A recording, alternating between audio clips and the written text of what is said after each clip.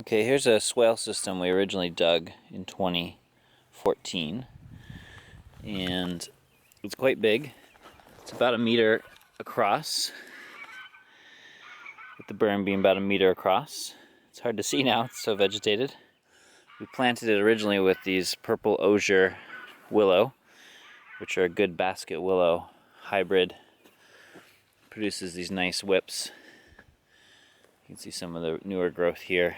And in 2019, in November 2019, we had a traditional English hedge laying class. So we actually took this growth, which was about this high, 10, 12 feet, and we cleaved it, it's called. We cut it down without severing all the living tissue. And we laid it down. You can kind of see here. We laid down, that's the old growth that does die out, but we wove that into the fence material, and then we wove the top in between these stakes. And the stakes were harvested from our woods, mostly maple and ash and things like that. And the idea is you create this structure to then at first get some growth from that dead wood that we laid down. It's called laying a hedge.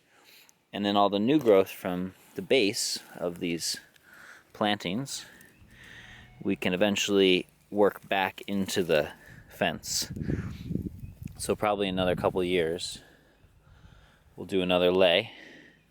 And this creates an impenetrable sheep fence. So we've been able to not have to put up our netting on this part of the swale, which is really nice. It also serves as a fodder bank. You can see sort of the tops being a little more thick than the bottom. The sheep were just in here maybe a week ago, week and a half, and they'll trim and eat and enjoy a lot of this willow, which provides them a high tannin forage that is good for their digestion. It's good for anti-parasite, or I should say it's anti-parasitic to consume the willow.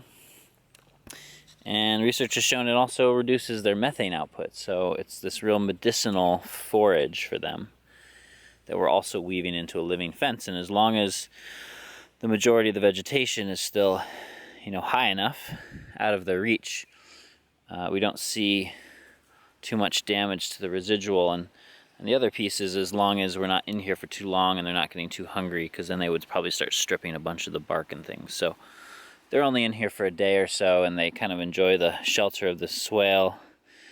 A lot of trees growing up the hill as we go here. We have some locusts and old apples.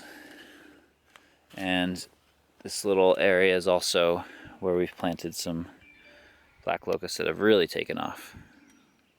So it's quite a nice little silvopasture in this area.